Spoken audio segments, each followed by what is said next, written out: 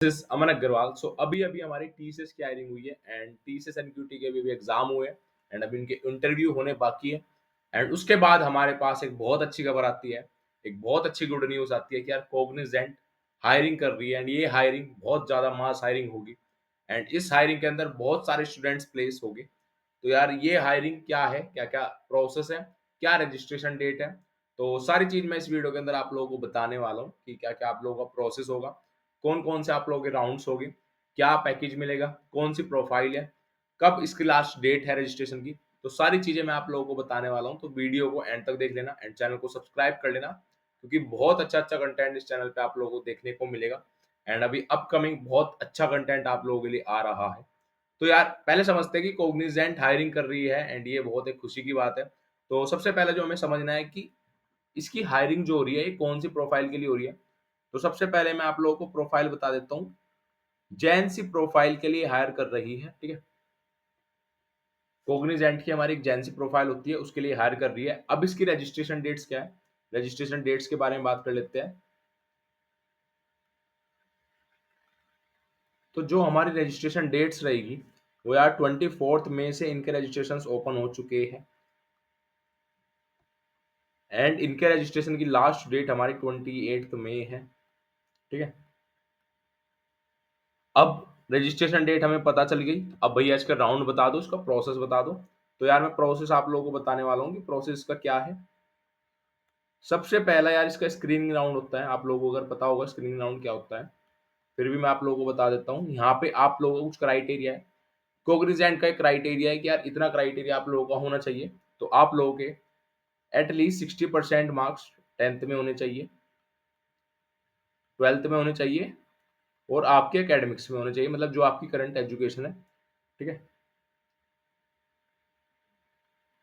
And second thing कि यार आपकी कोई एक्टिव बैकलॉग नहीं होनी चाहिए। अगर आपकी कोई एक्टिव बैकलॉग है बीटेक के अंदर तो आप लोग इस प्रोफाइल के अंदर रजिस्टर नहीं कर पाओगे।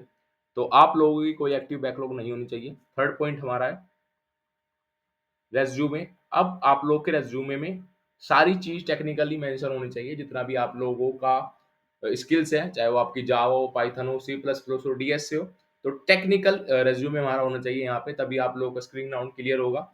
अब ऐसा नहीं है कि आप लोग रेज्यूमे कुछ और लगा रहे हो एंड वहाँ पे हायरिंग किसी और चीज की है।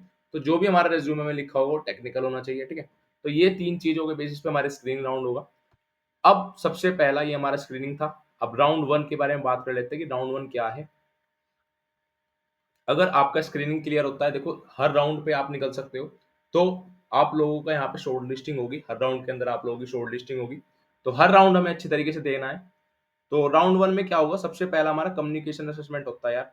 अगर आप लोगों ने एसेंचर दी होगी तो आप लोगों को पता होगा कि कम्युनिकेशन क्या होता है, कम्युनिकेशन असेसमेंट क्या होता है।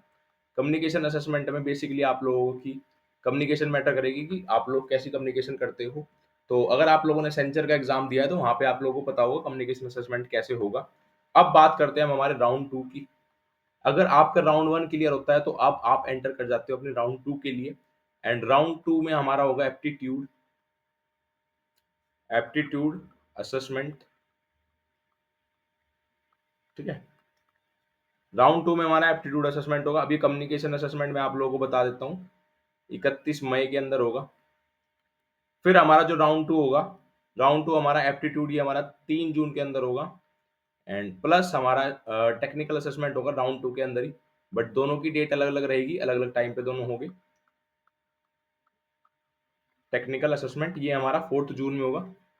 तो बेसिकली मैं आप लोगों को पहले बता देता हूँ कि एप्टीट्यूड में आप लोगों को पता ही है कि हमारे रीजनिंग के क्वेश्चन आएंगे, हमारे एप्टीट्यूड के क्वेश्चन आएंगे, हमारे वर्बल एबिलिटी के क्वेश्चन आएंगे। एंड टेक्निकल असेसमेंट में आप लोगों को पता है कि जो भी क्वेश्चन आएंगे वे मेरे टेक्निकली आएंगे, चाहे वे जावा से आए, चाहे वे मेरे सी प्लस प्लस से आए, चाहे वे मेरे एसक्यूएल से आए, ठीक है। तो अब आ चुके हैं हमारे लास्ट राउंड के लिए। एंड अगर आप लोगों ने हमारा पहला राउंड हमारा होगा हमारा कम्युनिकेशन असेसमेंट का 31 मई के अंदर। अगर आप लोग ये क्लियर कर लेते हो तो हमारा राउंड टू होगा हमारा 3 जून के अंदर, 4 जून के अंदर। अगर आप लोग ये क्लियर कर लेते हो देन आप लोग पहुंच जाओगे आपके इंटरव्यू के अंदर। एंड यहाँ पे हमारा टेक्निकल इंटरव्यू कंडक्ट होगा एंड ये इंटरव्यू आपका ऑफलाइन मोड के अंदर होगा, ठीक है।